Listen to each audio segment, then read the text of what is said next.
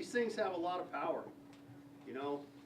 I mean, think of what it takes to drive a saw blade through a 4x4, you know. That's a big chunk of wood, and you got a lot, these little bitty motors, they have a lot of power, and, you know, flesh and bone aren't much resistance to them.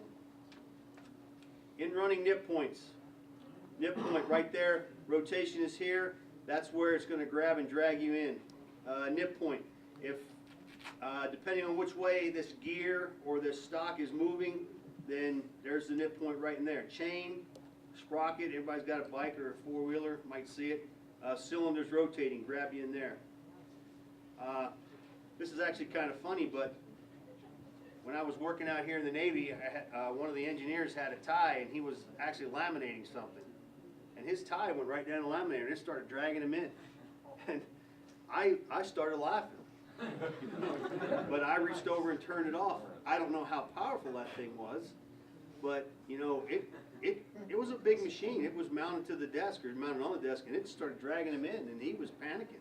I think I would have been too. I was on the funny end, not the serious end.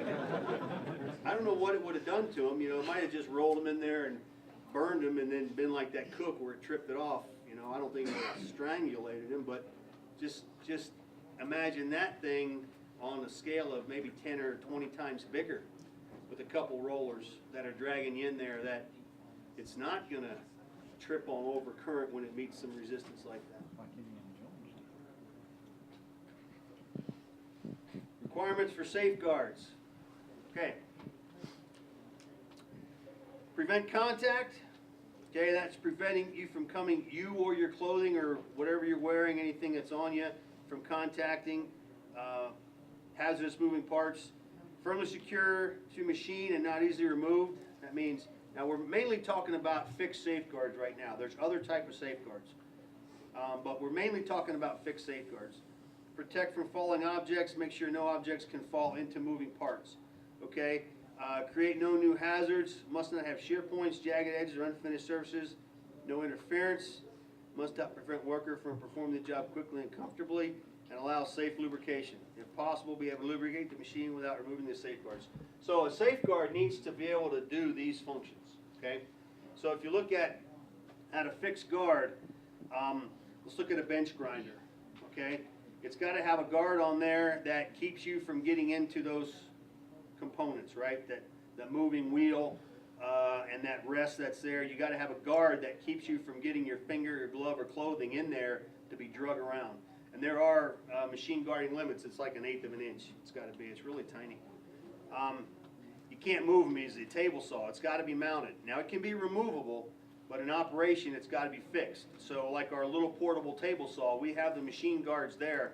We have to install them every time we set that table up. And when you break it down, in order to break it down properly, you have to remove it. So when they say fixed, those are removable, but during operation those are fixed to the machine.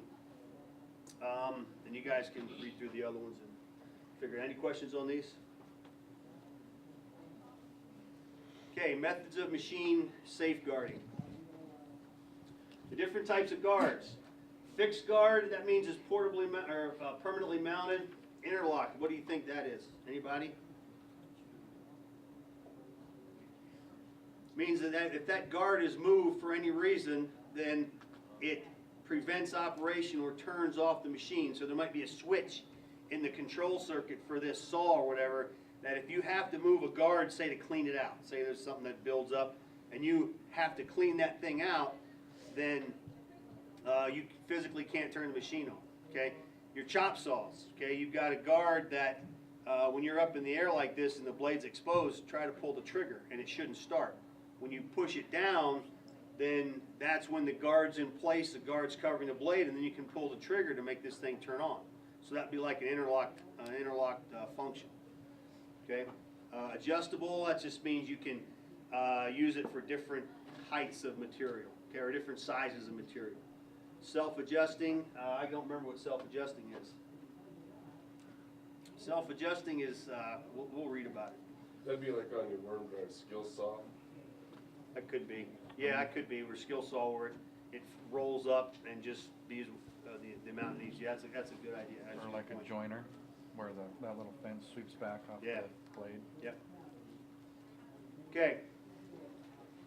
Devices are things that are engineered in to help with the operation and safety.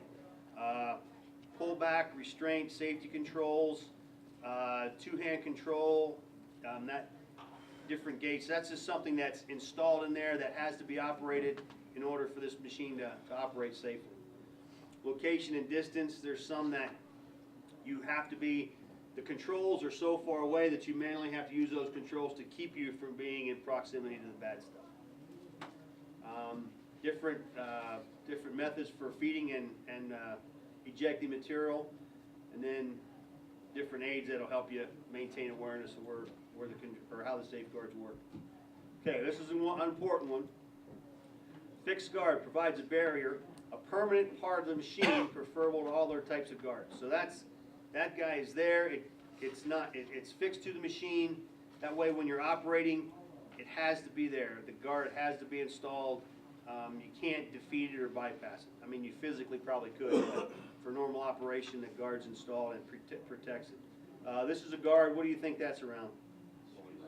Blade. Some kind of belt. Yeah, some kind of pulley and belt system. Okay. The next one, interlock guard. When this type of guard is open or removed, the tripping mechanism and/or power automatically shuts off or disengages, and the machine cannot cycle or be started until the guard is back in place. Okay, here's the interlock guard on the revolving drum, kind of like a dryer. Okay, if you got the door to your dryer open, it shouldn't start, right? And if the thing's rotating, you can't open the door, right? At least on mine, you can't open the door until it turns off. Okay, same with my washing machine. Okay, but you can see the guard. This guy here rolls around. There's some kind of limit switch somewhere that's engaging to allow you to turn that thing on. And that's an interlock guard. Adjustable guard may be adjusted to facilitate a variety of product operations. So in this case, I have a bandsaw. Here's the guard here protecting the blade. So you can raise that up or lower it down to fit different sizes of stock inside the saw. Self-adjusting.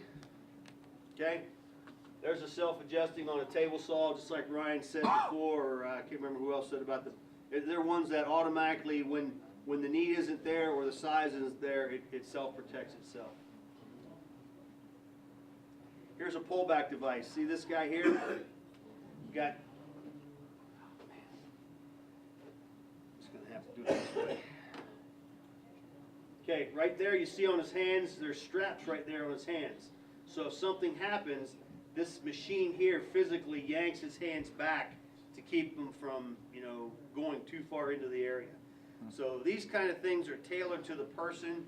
You pretty much set them up ahead of time, but you'll have this machine, this apparatus on you, and you set it up ahead of time where I need to go this far, and then you set it. It's like a seat belt, okay? It won't let you go too far. And it keeps you from going there, and if you overrange it or something happens, it automatically pulls you back. Okay. Yeah. Okay, this one here automatically, I just read it. I forgot what the slide said. Okay, the cables and all, you're predetermined. Machines with a stroking action, looks like that's up and down, some kind of press maybe. When it allows you to enter, to manipulate and position things, and when the stroking action happens, it physically pulls your arms back out of the way through that cable. Okay. Oh, that's just a better picture of it. Allows your machine or your hands to go in there and reposition stuff. When it actually starts pressing, it pulls your hands back to keep you from getting crushed. That's a pullback device. A restraint device must be adjusted to let the operator's hands travel within a predetermined safe area. So that's more like the first one I was talking about. Okay, but there's a restraint device. You can see it attached to his wrist right here, and it prevents him from going too far. There's the cutter right there, so it keeps his hands from going into the cutter. Tripwire, what is that one? Device located around the perimeter or near the danger area must be able to reach the cable to stop the machine. So that's just a wire you pull to keep. Looks like those are rollers right there. So anytime you have machine and you have metal that's shaped, you have a machine shop, you'll have some kind of roller set up. Two-hand control. requires constant concurrent pressure to activate the machine. So both hands have to be doing something. If one hand's off where it could get into the operation, so it's like you can't be operating and take one hand off and try to clear it. Okay, it'll turn the machine off. So make sure in order to run you have both hands. A gate, a movable barrier, protects the operator at the point of operation before the machine cycle can be started. If the gate doesn't fully close, the machine will not function. So that's kind of like an interlock device. Location and distance. You see how far away he's controlling from back here? The actual machine is up there. The cutting and all that's going on is up there, so he can't be near it. Automatic feed. There you go. That's a nice picture of an automatic feed system. There's your roll of toilet paper or whatever. You got a machine that drags it through, so you don't have to be around. Robots. I've never really seen much robotic stuff, but I've worked around one where you had all the gates interlocked, so if you entered any gate, it shut down the process until you went and reset the whole thing. oh really? But the robot did all the manipulating work, so if Yeah. the robot lost a finger, it wasn't that, you know. Yeah. Cool. It says best used in high production process, require repeated routines where they prevent other hazards to employees. So in that case, it was taking stuff off a conveyor. Protective shields. Okay, remember this. They do not give complete protection from machine hazards, but do provide some protection from flying particles, splashing, cutting oils, and or coolants. Okay, so that's a protective shield. Okay, remember that one. Do not give complete protection from machine hazards. Okay, so there's a shield, keep stuff from flying in your eyes. There's a shield around a drill press to keep you know, metal flakes from cutting you. Holding tools. This takes the place of your fingers to put stuff into where the point of operation is. So if you do lose something, it's not going to be your fingers. Might be equipment, but not your fingers. Not to be used instead of other machine safeguards, but as a supplement. Okay, so if you have a table saw that's got a guard that's gone, you still can't use the guard even though you're holding it with something else, okay? Doesn't take the place. Guarding fan blades. When the periphery of the blades, now you need to know a couple of these, so pay attention. Okay, we've only got 6 more slides left. Okay, all the next ones you might want to, several of the next ones you might want to remember. When the periphery of the blades of the fan is less than 7 feet above the floor or working level, the blades must be guarded with the guard having openings no larger than 1/2 inch. So if you're less than 7 inch, periphery means the outside edge, means that bottom edge. Okay? When that bottom edge is less than 7 feet above the floor, it's got to be guarded, and the guard has to have spaces maximum of 1/2 inch. Abrasive wheel. Okay? Work rest must be adjusted closely to the wheel with a maximum opening of 1/8 of an inch to prevent work from being jammed between the wheel and the rest. Okay, so the space between the wheel and the rest got to be 1/8 of an inch. That's max. Okay.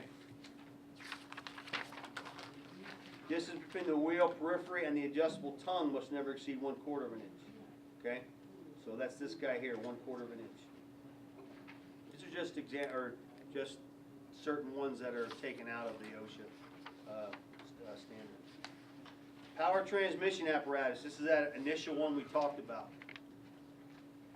If you're less than 7 feet from the floor, a working platform must be guarded.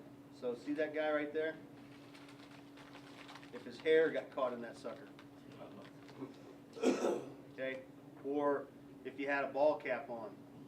Okay? Or a pullover sweatshirt that's got a hood. Something like that. Okay. Responsibilities. Management ensures all machinery is properly guarded.